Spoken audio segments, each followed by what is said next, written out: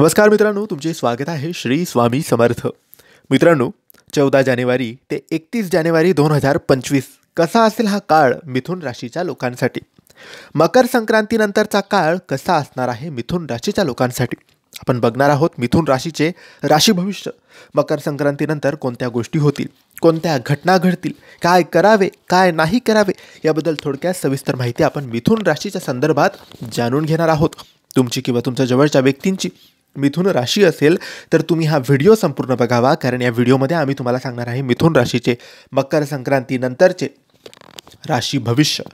मित्रांनो, हिंदू कॅलेंडरनुसार जानेवारी महिना सुरू झालेला आहे आणि ह्या जानेवारीचा पहिला सण, नवीन वर्षाचा पहिला सण मकर संक्रांती येणार आहे. मकर संक्रांतीनंतरचा काळ मिथुन राशीसाठी कसा असेल, मिथुन राशीचं करिअर, शिक्षण, लव्ह लाईफ आणि आरोग्याच्या दृष्टीने हा काळ कसा असणार आहे हेच आपण आजच्या या व्हिडिओमध्ये जाणून घेण्याचा प्रयत्न करणार आहोत. मित्रांनो, तुमच्या नात्यात सुरू असलेले वाद मकर संक्रांतीनंतर संपतील. प्रियकरासोबत जास्तीत जास्त वेळ घालवायचा प्रयत्न तुम्ही करा. पुन्हा वाद घालू नका. लग्नासाठी तुम्ही पालकांची परवानगी घेऊ शकतात. विवाहित लोकांनी ऑफिस रोमांसपासून दूर राहावं, कारण तुमचं आणि तुमच्या सहकाऱ्यांमध्ये वाद होण्याची शक्यता आहे. लांबच्या नातेसंबंधात असलेल्या लोकांनी अधिक बोलण्याची आवश्यकता आहे. सुरुवातीचे दिवस तुमच्या जोडीदारासमोर तुमच्या भावना व्यक्त करण्यासाठी चांगले असतील. तुम्हाला तुमच्या क्रशकडून सकारात्मक प्रतिसाद मिळू शकतो.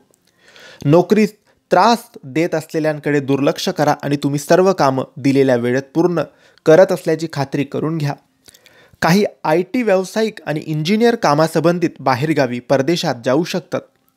हेल्थकेअर, हॉस्पिटॅलिटी आणि ट्रान्सपोर्ट क्षेत्रातील लोकांचं वेळापत्रक खूप व्यस्त असेल. टीम मीटिंगमध्ये तुमचा दृष्टिकोन महत्त्वाची भूमिका बजावेल. क्लायंटला प्रभावित करण्यासाठी तुमच्या संवाद कौशल्याचा पुरेपूर वापर करा. व्यावसायिकांना नवीन भागीदारी मिळू शकते. तुमच्यासमोर या दिवसामध्ये कोणतीही मोठी आर्थिक आव्हानं असणार नाहीत. याचा अर्थ तुम्ही आवश्यक असलेल्या गोष्टींवर पैसे खर्च करण्यास मोकळे व्हाल. मात्र खर्च आणि उत्पन्नाचा समतोल राखणं आवश्यक आहे.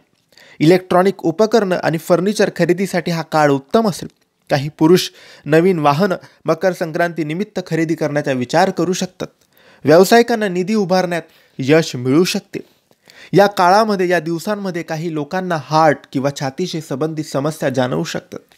पाण्यातील खेळांसारखा साहसी क्रियाकलापांमध्ये सहभाग घेताना थोडी सावधगिरी बाळगावी. दुचाकी चालवताना हेल्मेट जरूर घालावे. काही ज्येष्ठांना हाडांमध्ये वेदना जाणवू शकतात. खेळाडूंना किरकोळ समस्या जाणवू शकतात. या दिवसांमध्ये तुम्हाला पचनाचा त्रास होऊ शकतो, त्यामुळे बाहेरचं काही खाताना सावधगिरी बाळगणं आवश्यक आहे. हे होतं मिथुन राशीचं मकर संक्रांतीनंतरचं राशी भविष्य. तुम्हाला ही माहिती कशी वाटली आम्हाला नक्की कळवा, आणि माहिती आवडली असेल तर लाईक आणि शेअर करा. काही प्रश्न असतील तर कमेंट्सद्वारे विचारा. आमच्या चॅनलला सबस्क्राईब करायला विसरू नका. धन्यवाद. श्री स्वामी समर्थ.